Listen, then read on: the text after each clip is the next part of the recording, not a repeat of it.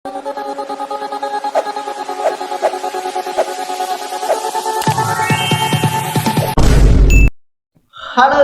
Welcome back to our channel. நான் உங்கள் PK வந்தாச்சு. ஸோ நம்ம இன்னைக்கு இந்த வீடியோவில் எந்த விஷயத்தை பற்றி பேச போகிறோம், யாரை பற்றி பேச போகிறோம் அப்படின்னு சொல்லி கேட்டோம் அப்படின்னா, வாழ்ந்து மறைஞ்சிருக்காரு கர்ணன் அப்படின்னு சொல்லலாம். பொதுவாக வந்துட்டு நம்ம கர்ணனை இதிகாசங்களில் படிச்சிருப்போம் இல்லையா? ஸோ அந்த மாதிரி தன்னுடைய பொது வாழ்வை, தன்னுடைய வாழ்க்கையவே வந்துட்டு பொது வாழ்க்கைக்காக அர்ப்பணித்ததோட மட்டும் இல்லாமல் பல நேரங்களில் தனக்கு கொடுக்கப்பட்ட பல கோடி ரூபாயை அதே மேடைகளில் வச்சு பார்த்தோம் அப்படின்னா, எனக்கு எதுக்குங்க இவ்வளோ பணம், நீங்களே வச்சுக்கோங்க அப்படின்னு சொல்லி சொல்றதா இருந்தாலும் சரி, அதை தாண்டி வந்துட்டு பார்த்தோம் அப்படின்னா கிட்டத்தட்ட தன்னுடைய 18 வயசுல வந்துட்டு ஒரு கட்சியில சேர்ந்து தன்னுடைய கடைசி மூச்சு வரைக்கும் அந்த கட்சியினுடைய கொள்கைகள் அப்படின்றத ஃபாலோ பண்ணி அந்த கட்சிக்காகவே வந்துட்டு பார்த்தோம் அப்படின்னா உழைச்சு ஓடா போறது அப்படின்றது இருக்கு இல்லையா? அதெல்லாம் வந்துட்டு பார்த்தோம் அப்படின்னா இப்ப இருக்கக்கூடிய அரசியல்ல டெஃபினட்டா சான்ஸே இல்லை அப்படின்னு சொல்லலாம். போன எலெக்ஷன்ல பார்த்தோம் அப்படின்னா அதிமுக நின்றுப்பாங்க, அடுத்த எலெக்ஷன்ல அவருக்கு சீட்டு கிடைச்சிருக்காது, அப்படியே திமுகவுக்கு வருவாங்க, அங்க சீட்டு வாங்குவாங்க. போன டைம் வந்துட்டு பார்த்தோம்னா அங்க அமைச்சரா இருந்து இன்னைக்கு முதலமைச்சரா இருக்கிறவரை திட்டி இருப்பாங்க, அடுத்த எலெக்ஷன்ல அவருடைய அமைச்சரவையிலேயே அமைச்சரா இருந்து புகழ்ந்து பேசுவாங்க.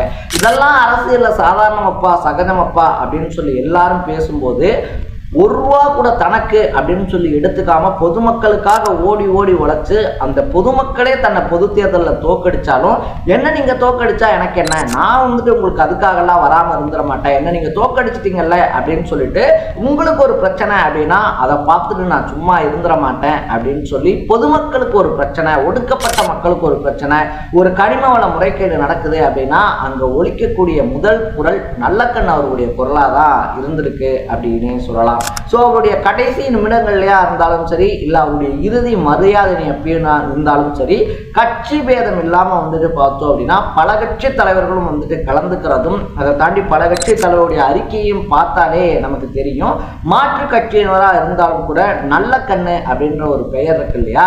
தமிழக அரசியல்ல அழிக்க முடியாத பெயரை ரொம்ப ஆழமா பதிவு பண்ணியிருக்கு அப்படின்னு சொல்லலாம். ஸோ 99 வந்துட்டு பார்த்தோம் அப்படின்னா என்னதான் எம்பி எலெக்ஷன்ல நல்லக்கண்ண அவர்கள் தோத்துட்டாலும் அந்த நேரத்தில் இப்போ குடியரசுத் தலைவராக இருக்கக்கூடிய சிபி ராதாகிருஷ்ணன் இருக்கார் இல்லையா, அவர் ஒரு ஸ்டேட்மெண்ட் கொடுக்குறாரு, என்னை எதிர்த்து இவ்வளவு நல்ல மனுஷன் என்ன தோத்து போயிட்டாரு அப்படின்றத என்னால் அக்செப்ட் பண்ணிக்கவே முடியலைங்க.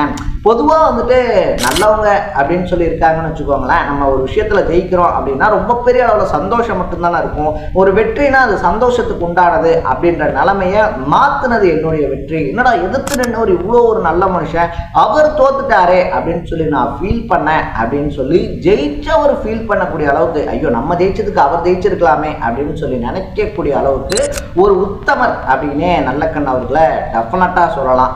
போலீஸ் தன்னை 7 வருஷம் சிறைச்சாலையில் அடைச்சப்பையும் தன்னுடைய மீச முடி இருக்கு இல்லையா, அதை சிகரெட்டு வச்சு புகைச்சப்பையும் கூட என் கூட இவங்கெல்லாம் தாங்க இருந்தாங்க, நான் அவங்களெல்லாம் கை காட்டுறேன், என்ன மட்டும் விட்டுருங்களேன் அப்படின்னு சொல்லி கேட்காத ஒரு மனுஷன்.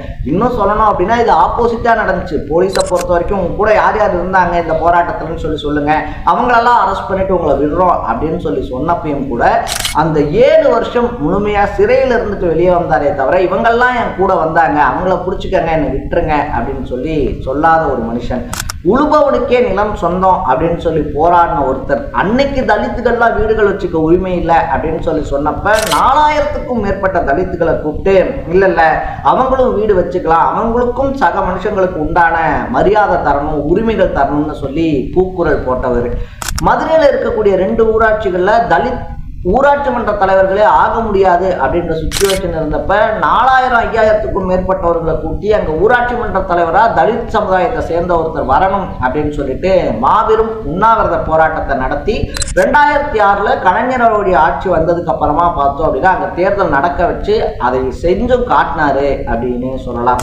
பல நேரங்களில் தகைசால் விருது இருக்கு இல்லையா, தகைசால் விருது கொடுக்கும்போது ஒரு 10 லட்சம் ரூபா பணம் அப்படின்றது பரிசு தொகையாக தரப்படுது.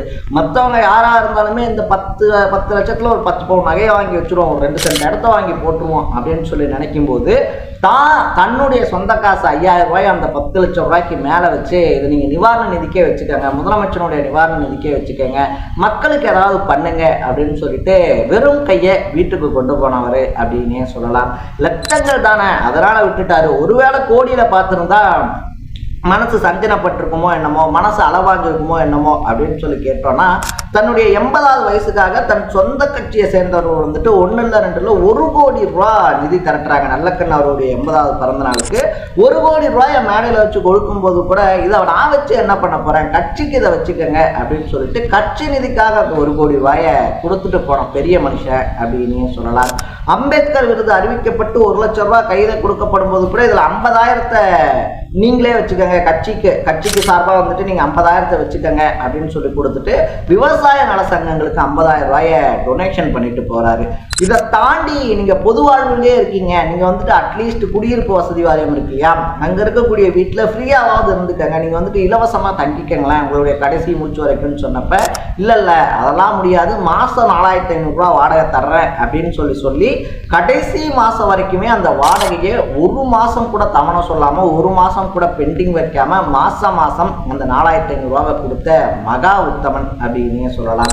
ஸோ இன்னைக்கு இருக்கக்கூடிய அரசியல் காலகட்டத்தில் ரோட்ல போற போக்கில் கண்ணில் பார்க்குற இடம்லாம் என்னது அப்படின்னு சொல்லி ஆசைப்பட்டு அடிச்சு புடுங்கக்கூடிய காலகட்டத்திலையும் தனக்கு பல மேடைகளில் கொடுக்கப்பட்ட கோடிகளையும் பல மேடைகளில் கொடுக்கப்பட்ட பல விஷயங்களையும் வேணாம் அப்படின்னு சொல்லி ஒதுக்கிட்டு பொதுமக்களுக்காக ஓடி உழைச்சவர் அப்படின்னு சொல்லலாம். பொதுவாக சொல்லுவாங்க இல்லையா, தன்னுடைய கடைசி நிமிஷம் வரைக்குமே எதையுமே எடுத்துக்கலன்னு சொல்லிட்டு, அந்த மாதிரி தான் இறந்ததுக்கு அப்புறமா கூட தன்னுடைய உடம்பு அப்படின்றது மருத்துவத்துறையில் படிக்கக்கூடிய மாணவர்கள் இருக்காங்க இல்லையா, அவங்களுக்கு வந்துட்டு ரொம்ப ஹெல்ப்ஃபுல்லாக இருக்கும். அவங்க வந்துட்டு ரிசர்ச் பண்ணோம் அப்படின்னா அதுக்கு கண்டிப்பாக ஒரு உடம்பு தேவைப்படும், அது என்னுடைய உடம்பாக இருந்துச்சு அப்படின்னா எனக்கு சந்தோஷம்தான் அப்படின்னு சொல்லிட்டு தன்னுடைய உடம்பையும் மருத்துவத்துறை மாணவர்களுடைய ஆராய்ச்சிக்காக எடுத்துக்காங்க அப்படின்னு சொல்லிட்டு மறைஞ்சிருக்காரு ஒரு மகா பெரிய மனிதன் அப்படின்னு சொல்லலாம். இன்னும் இவரை பத்தி சொல்றதுக்கு எக்கச்சக்கமான விஷயங்கள் இருக்கு, சொன்னா நாட்களும் பத்தாது, செய்திகளும் பத்தாது. ஆனாலும் அப்படிப்பட்ட ஒரு மகா உத்தமன் இந்த மண்ணில் இருந்து மறைஞ்சது இந்த மண்ணுக்கான சாபக்கேடே தவிர அவர் வந்துட்டு இறைவன் அடி போயிருக்கிறது அப்படின்றது இருக்கு இல்லையா, அது காலத்தின் கட்டாயம். யாரா இருந்தாலுமே ஒரு நாள் டெஃபினட்டா அங்க போய் தான் ஆகணும். இருந்த போதும் நல்லக்கண்ணு அவருடைய இடம் அப்படின்றது இனி எவராலும் நிரப்ப முடியாத ஒரு இடம் அப்படின்னே சொல்லலாம்.